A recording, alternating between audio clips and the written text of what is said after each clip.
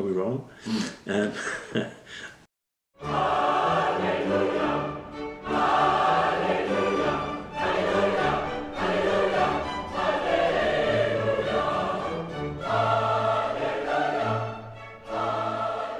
Opened in 1901, the School of Music has become an integral part of Nelson's musical development, and it's been the venue for many, many memorable performances over the years.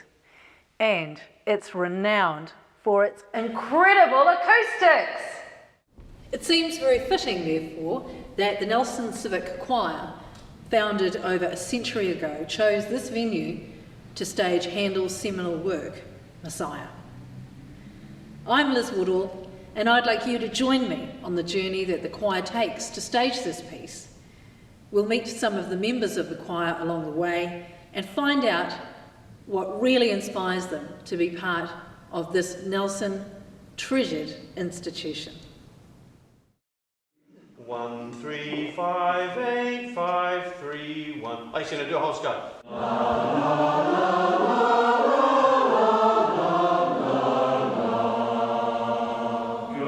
I was born in sunny Southsea, which is Portsmouth in the UK.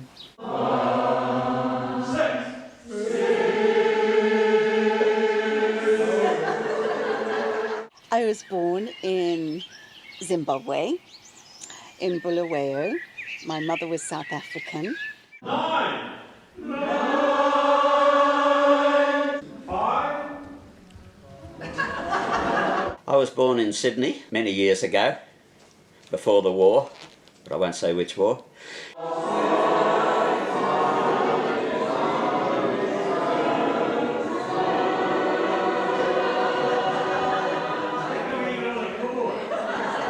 I was born in Cape Town, and I was raised in a very small village on the west coast of South Africa. Of course, I was born in the 70s.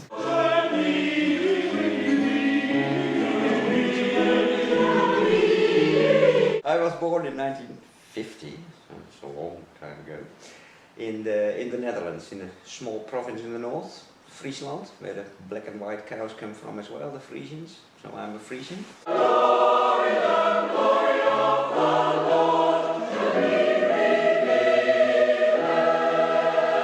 Well, I was born in Invercargill and grew up there many years ago now. Went to school in Invercargill and Dunedin.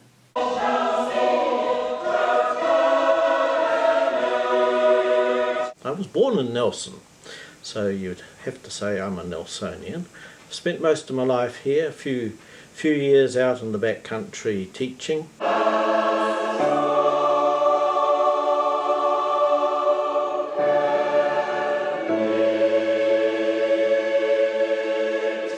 In 1939, war broke out, and my dad worked. Well, he had a newsagent shop in Portsmouth, and they decided that they wouldn't send me away. Like a lot of kids got sent away to the West Country and all places like that during the war.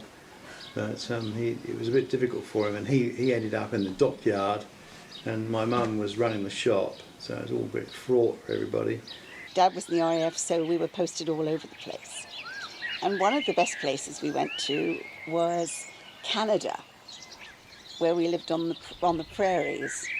And it was really good fun. I was at school with Red Indian children, and it was fabulous. I really loved it.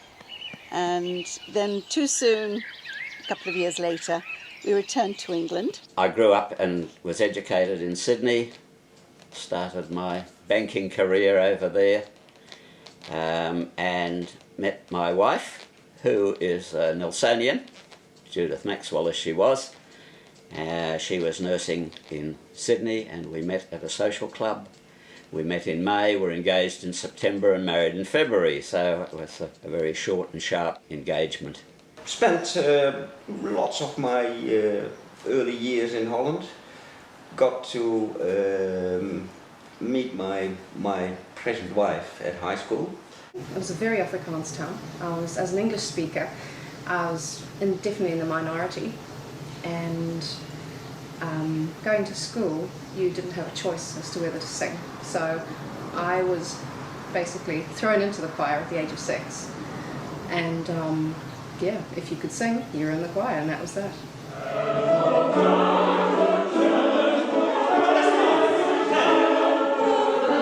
I was a primary school teacher for more than 40 years. When I returned to town in the 70s, I met my wife, Donnell. We were both in an operatic show together, and she actually was in civic choir before I was.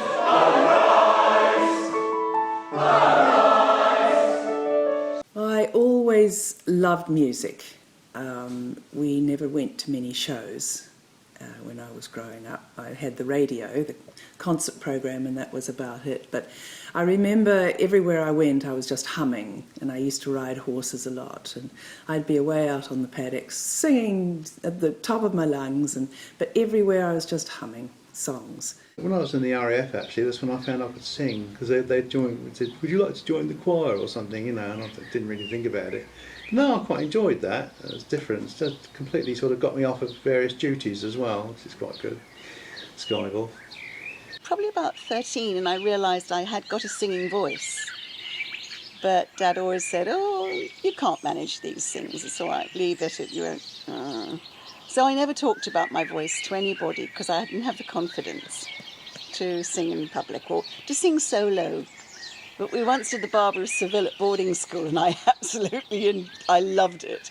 I had more fun doing that than probably anything else, that and painting.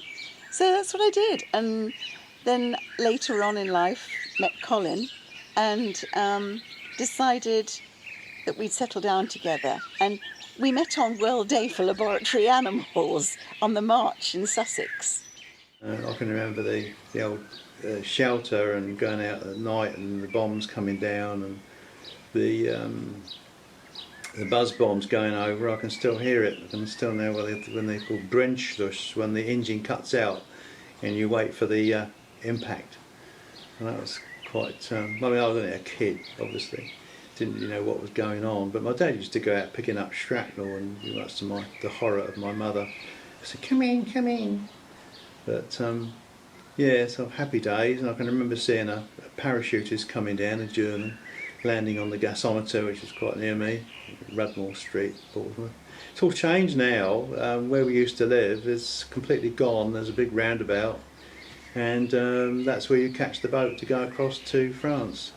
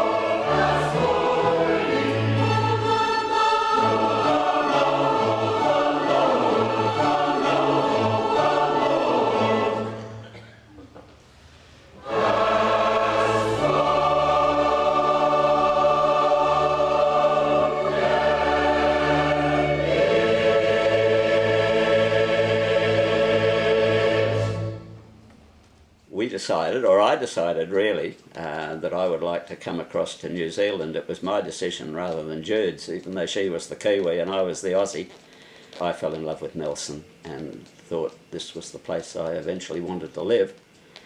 And it took us 16 years to do it, but eventually we did. So we came across to Nelson from Sydney at the beginning of 1981, and we've been here ever since. The big move to New Zealand was really because my daughter Melanie came out here many years ago, and she said, when you retire you're going to have to come and see for yourself what it's like. And she always sounded so relaxed and happy, and yeah, let's go. So I was 65, got the big nest egg, got the money, got retirement, let's go. So we came out here for 4 months, did the whole of the South Island, and we borrowed their old car, an old Corolla, and it was an amazing experience. Never forget it. And I actually cried when we left New Zealand. When we took off from Nelson Airport, I just cried. It was so moving. I knew I was coming back, and that was that. So then my health deteriorated, and I had something called polyarteritis nodosa, which is like spots, and your immune system goes bananas, and basically screwed me up. Took a piece of intestine out because that's the only way they could keep me going. And this is in 2005, just as we'd applied for our residency here. Anyway, we got it, and we had to come out within so much time to actually consolidate the residency, which we did, 2005, and bingo, and I'm here and I ain't going back. Then Colin came home one day and said, there's an advert for a job in New Zealand.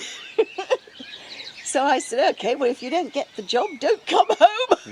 I didn't think it, but there you go. And he did get the job. So a year later, we were living in the Waikato. The reason why I decided to join a choir is because the last time I'd sung in a choir was I was 18, I was in high school. I'd sung all the way through school. I didn't realise I'd miss it. And I thought if I was ever able to have the opportunity to sing in a choir again, I would take it. But of course at that time I was in Australia and I thought, well, where am I going to sing in a choir here? I didn't even think to look. And then we came back to Nelson, and my step-grandmother-in-law sings in the choir, and I approached her, and the rest is history. Now, I just would like to make an explanation. Young Danny down here doing some videos. I'm going to make a little documentary. Got Handel's Messiah. I didn't ask for permission to be there, so it would be nice.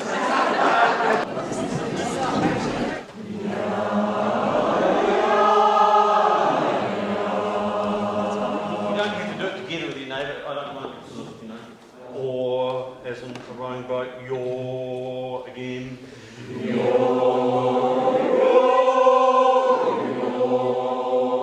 In 1992 we moved to New Zealand, and an interesting thing was that colleagues said to me, "Are you moving to New Zealand?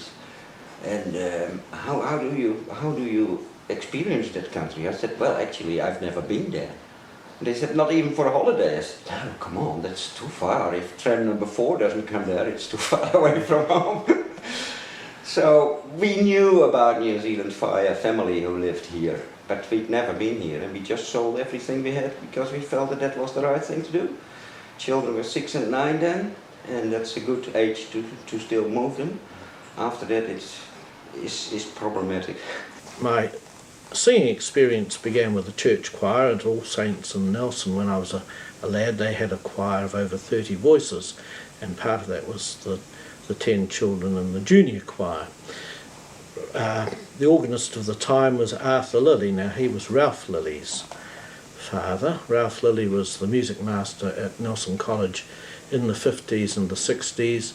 Any old boy would tell you about Ralph, what a character he was, and what he brought to the music actually of the town, not just of the college.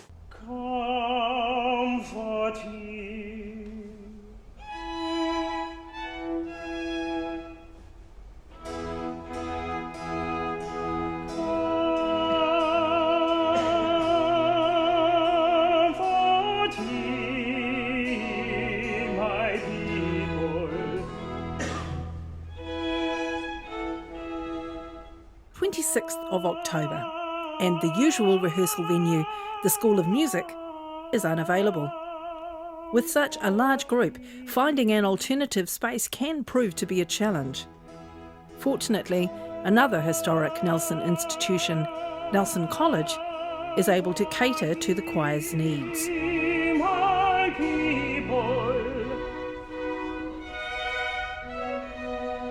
Set your guard, set your guard.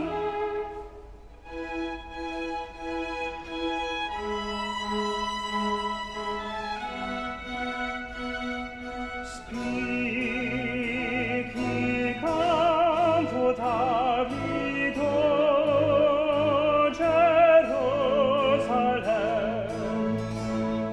Speak ye comfortably to Jerusalem,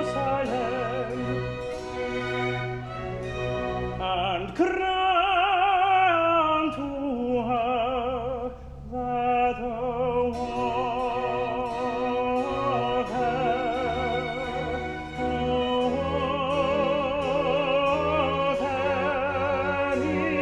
is accomplished. I came from a musical background that included a lot of choir singing, mainly through being a chorister at Nelson Cathedral when I was a kid, from aged about 11 to when I was about 18, to when I left home. Grew up with that tradition of Anglican choral tradition, which is quite a strong tradition, especially in England, but it was relatively strong in New Zealand when I was a kid, but it's sort of, I guess, under pressure nowadays. When did I start singing? Well, I've sung all my life, really. I've never had any musical training other than what you pick up at school by being in school choirs and things like that. At the age of 21, I did a show with the Banks Musical Society in Sydney, which was Cole Porter's Anything Goes. And that was the only musical theatre I'd done until 1985. We're back over here.